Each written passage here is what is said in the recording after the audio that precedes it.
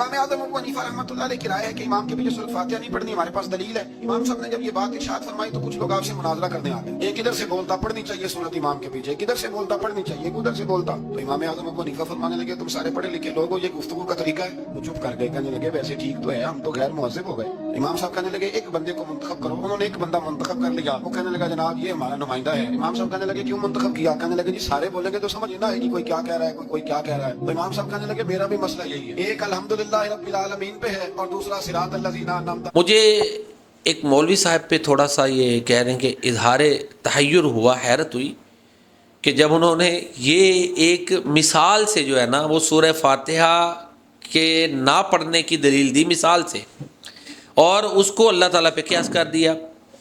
انہوں نے یہ واقعہ بیان کیا کہ کسی امام صاحب سے کچھ لوگوں نے یہ سوال کیا کہ جی کیا امام کے پیچھے سورہ فاتحہ پڑھنی چاہیے؟ سوال کرنے والے زیادہ لوگ تھے، تو انہوں نے جن سے یہ سوال ہو رہا تھا انہوں نے کہا کہ دیکھو ایک وقت میں ایک بات کرے، زیادہ بات کریں گے تو کیا سمجھ آئے گی؟ چنانچہ ایک بندے نے ان سے جب بات کی جی ہاں جی امام صاحب کے پیچھے سورہ فاتحہ پڑھنی چاہیے کہ نہیں، انہوں نے کہا بھی مسئلہ تو تم نے حل کر دیا ہے، ایک بندہ بات کرے تو پھر بات سمجھ آتی ہے، زیادہ کرے تو سمجھ ہی نہیں آنی۔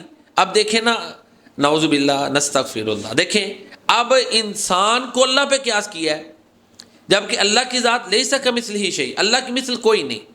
انسان کے ساتھ یہ معاملہ ہے کہ ایک وقت میں اس کے ساتھ اگر 3، 2 یا 4 بندے بات کریں گے تو اس کو سمجھ نہیں آئے گی۔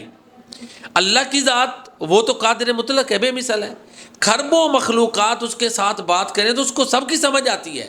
پھر نماز کو ہی لے لیں، نماز میں جب اللہ اکبر کہتے ہیں تو سب الگ الگ کہہ رہے ہوتے ہیں، ادھر یہ مسئلہ نہیں پیش آنا۔